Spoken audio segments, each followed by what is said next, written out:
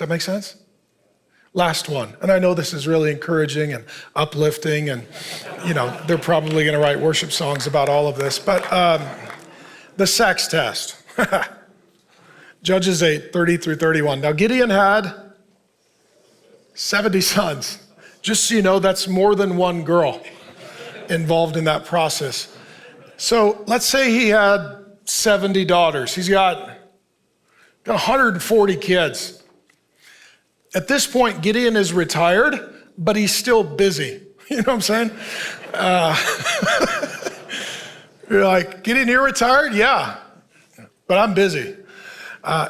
His own offspring, for he had many wives, and his concubine, that's like a girlfriend, not wife, stripper, baby mama drama, friend with benefits situation, who was in Shechem, also bore him a son. He called his name Abimelech. And so what is happening here, Gideon has a test, and it's the sex test.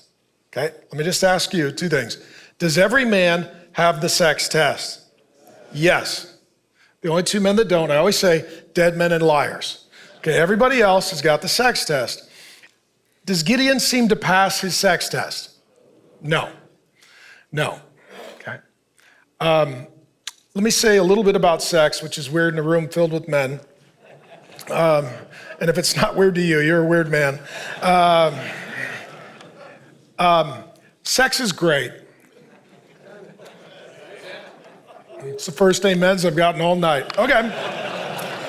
Even the non-Christian guys are like, finally, a point I can agree with.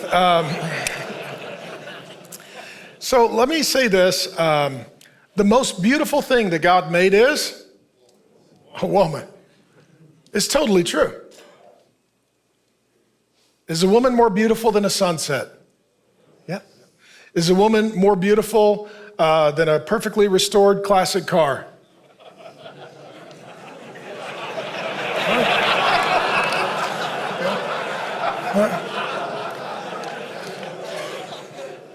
You guys have some nice cars then. Okay, I get it, Yes, because you can have a sunset with a car and a woman in front of it, and the guy doesn't know that there's a car or a woman in the photo.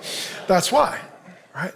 And so God has hardwired men to be uniquely attracted and drawn toward women, but that needs to be uniquely directed toward a woman, okay?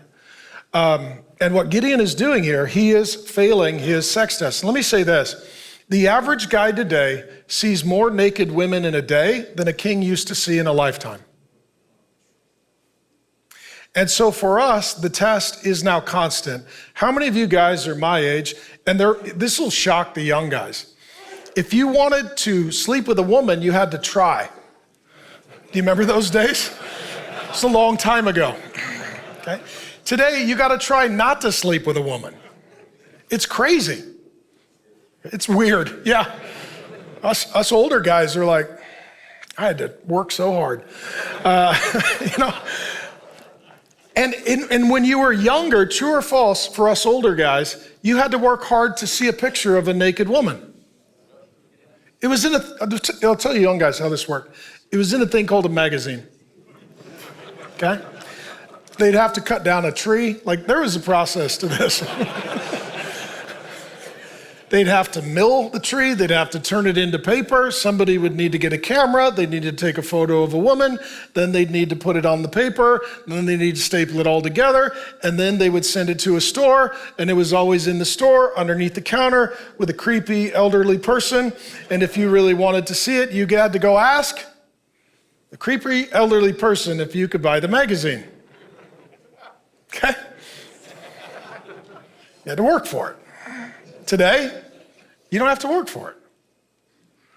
Today, you don't have to go find it. It finds you. Today, you don't have to do anything because ultimately, it's shifted from a man activating to go see or do something to the whole world is sending all of that to the man, and he needs to activate to defend himself against all this temptation. And so what Gideon is doing here, he's failing his sex test. And I'll just say this, my wife and I wrote a book called Real Romance. Sex is not God. It's not the most important thing. Sex is not gross. Sex is a gift that God gives for marriage. Let me just say a few things in closing. All of us men, all of us, we've all failed the sex test. Because the sex test includes our mind. And if you're like, I'm a virgin, are you a virgin in your mind? You're like, no, I'm a naughty son of a gun in my mind, you know? Okay, so if we're honest, Jesus says if you look at a woman lustfully, you've committed adultery in your heart. So let's just say that the sex test for a man is a test for his whole life. We've all failed the test, okay? But let me give you men some reasons why I want you to fight for sexual purity. First of all, because you love God. And if you say you love God, and then you go do some things that harm his reputation and break his heart, you are doing great damage to the reputation of your father and your relationship with him. So that should matter. In addition, I'm at the age now that I just see things in a different way. How many of you guys are single? Just be honest, raise your hand, okay? So if you start sleeping with a girl before you marry her, you can never lead her. Because leadership is about following God and walking with integrity and having honor and having authority. If you're single and you start sleeping with a gal and then you marry her, you've already sacrificed and compromised your headship and leadership integrity. Because you can't look at that woman and say, honey, I was reading in the Bible and God said, she's like, oh, do you want me to put my shirt on now? You've lost your moral high ground. So at the end of the day, if you want to not just have sex, but have marriage, you need to be the leader. And if sexually you are surrendering, then you are the follower, not the leader. You are not the head. And what happens is many men will get sexually active and then they'll try and make it into a marriage, and they can't. Because that's not marriage. So you need to reset. If you've been sleeping with a gal, you're done, by the way. Text her right now. Pastor Mark says we're done. I was sleeping with Grace before I married her. I became a Christian. And had we just continued sleeping together, trying to make this into a marriage, we would not be here 36 years later.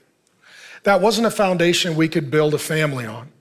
So we had to stop, reset, didn't sleep together, met with our pastor, did things God's way, built a foundation, built a marriage on it. For you single guys, you need to know that if you're compromising your integrity, you are destroying your potential marriage, okay? How many of you guys are married like me and you got kids, okay? Here's what I want you to know. When you're thinking about, committing adultery or being the porn head, just know this, that is going to damage and affect your relationship with your kids. If you're a guy, I'm 53 now,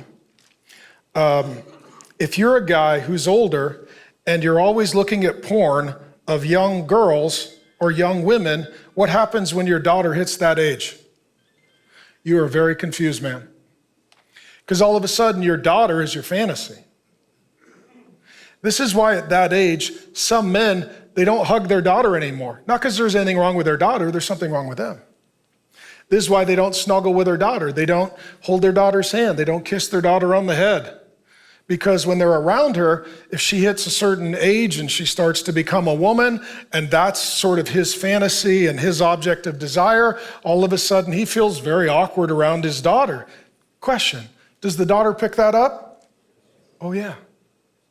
Why is my dad not pursuing me? Why is my dad not close with me? Why when I go to hug my dad, does he kind of bristle away? She feels and senses rejection. And then she becomes vulnerable to a boy giving her affection. And so you don't want to be that guy that when your daughter hits a certain age, you withdraw from her when she needs you the most. And I will say this too. Don't think just about a good time, men, but think about a good legacy. Howdy, Pastor Mark here. Thanks for viewing the clip. And if you'd like the entire sermon, we've got it ready to go.